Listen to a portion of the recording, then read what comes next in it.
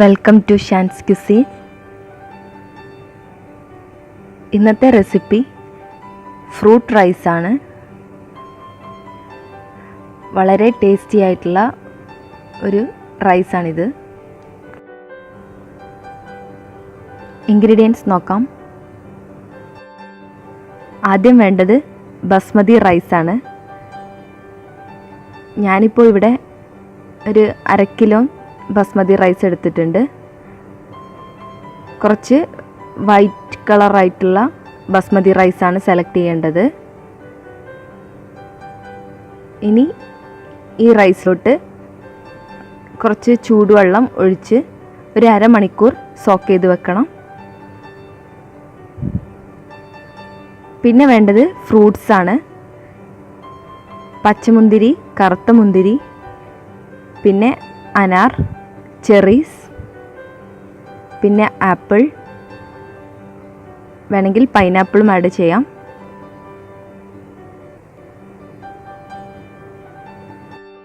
അതിനുശേഷം ഒരു കലത്തിൽ കുറച്ച് വെള്ളം തിളപ്പിച്ചെടുക്കണം. ഈ തിളപ്പിച്ച വെള്ളത്തിലോട്ട് ഒരു 2 സ്പൂൺ സോൾട്ട് ഇട്ട് കൊടുക്കണം. നമ്മുടെ റൈസ് വേവിക്കാൻ വേണ്ടിയാണിത്. ഇനി 1/2 മണിക്കൂറിന് ശേഷം നമ്മൾ ചൂടുവെള്ളത്തിൽ കുതിർത്ത് വെച്ച റൈസാണിത്. അതൊന്ന് വാരിയെടുത്ത് വെച്ച് നമ്മൾ തിളപ്പിച്ചെടുത്തിട്ടുള്ള ആ കലത്തിലോട്ട് ഇട്ട് കൊടുക്കാം. ചൂടുവെള്ളത്തിലോട്ട് റൈസ് ഇട്ട് കൊടുക്കാം. റൈസ് ഇട്ട് കൊടുക്കുമ്പോൾ കൂടെ ഒന്ന് നന്നായിട്ടൊന്ന് ഇളക്കി കൊടുക്കണം, അല്ലെങ്കിൽ അടിയിൽ പിടിക്കും. അപ്പോൾ നമ്മൾ റൈസ് വേവിക്കാൻ വെച്ചു. ഇനി അടുത്ത ഇൻഗ്രീഡിയൻസ് എന്തൊക്കെയാണെന്ന് നോക്കാം. കുറച്ച് ഗ്രാമ്പൂ, ഏലക്ക, കറുവാപ്പട്ട, പിന്നെ കുറച്ച് കിസ്മിസ്, ബദാം, അതുപോലെ അണ്ടിപ്പരിപ്പ്, പിന്നെ കുറച്ച് ജീരകം, വലിയ ജീരകം, പിന്നെ കുറച്ച് നെയ്യ്, പിന്നെ കുറച്ച് സാൾട്ട്. ഇത്രയാണ് ഇനി വേണ്ട ഇൻഗ്രീഡിയൻസ്.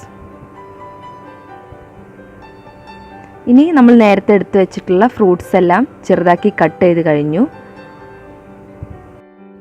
ഇനി ഒരു ബിരിയാണി പോട്ട് എടുക്കുക. എന്നിട്ട് നന്നായി ഒന്ന് ചൂടാക്കി എടുക്കാം.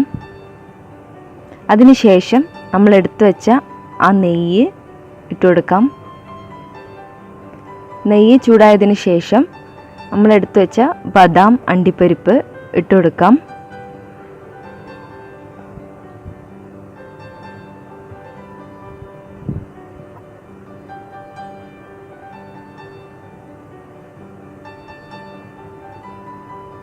അതൊന്ന് ചൂടായതിന് ശേഷം കിസ്മിസ് ഇട്ട് കൊടുക്കാം.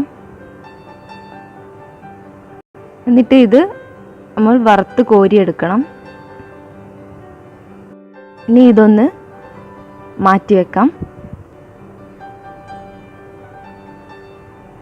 ഇനി ഇതിലോട്ട് തന്നെ സവാള അരിഞ്ഞത് ഇട്ട് കൊടുക്കാം. ഇതിപ്പോൾ ഒരു സവാള അരിഞ്ഞതാണ്.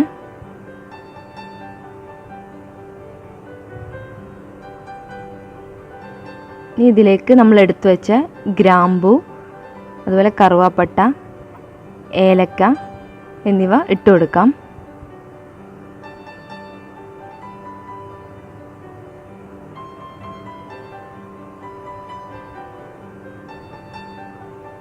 സവാള ഒന്ന് മൂത്തതിന് ശേഷം നമ്മൾ അരിഞ്ഞു വെച്ച ഫ്രൂട്ട്സൊക്കെ ഇട്ട് കൊടുക്കാം.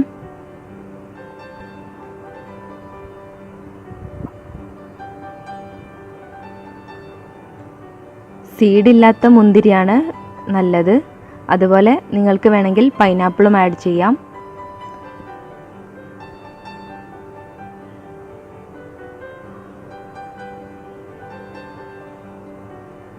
ഇനി ഇതൊന്ന് ചെറിയ തീയിൽ ഒന്ന് അടച്ചു വെച്ച് വേവിക്കണം. ചെറുതായിട്ടൊന്ന് വേവിച്ചാൽ മതി, അധികമൊന്നും വേണ്ട.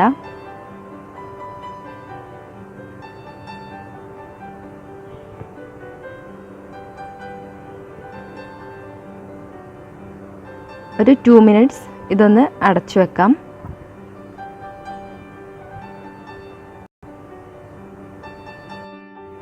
അതിനുശേഷം ആ ഫ്രൂട്ട്സ് നമുക്കൊന്ന് വറുത്ത് കോരി വെക്കാം.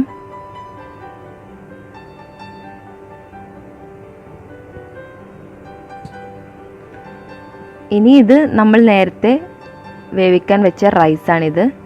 ഇപ്പോൾ റൈസ് വെന്ത് കഴിഞ്ഞു. നേരത്തെ നമ്മൾ സോൾട്ടെല്ലാം ഇട്ട് വേവിച്ചെടുത്ത റൈസാണിത്. ഇനി ഇത് നമുക്ക് ആ ബിരിയാണി പോട്ടിലോട്ട് മാറ്റാം.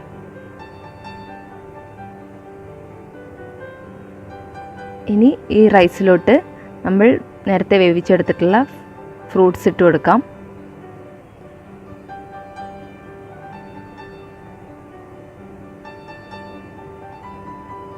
നന്നായിട്ടൊന്ന് മിക്സ് ചെയ്തെടുക്കാം.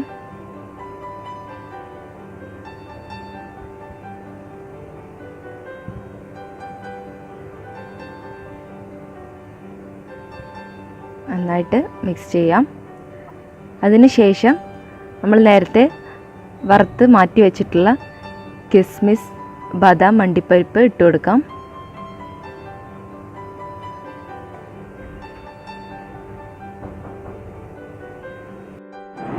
നന്നായിട്ടൊന്ന് മിക്സ് ചെയ്തെടുക്കാം.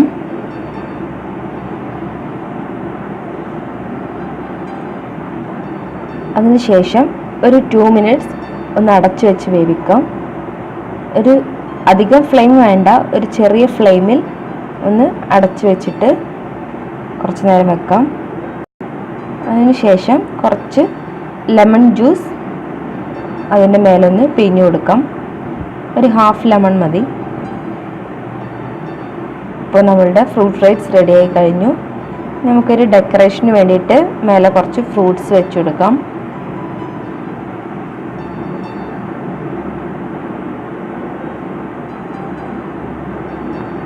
അപ്പോൾ ഫ്രൂട്ട് റൈസ് റെഡിയായി കഴിഞ്ഞു.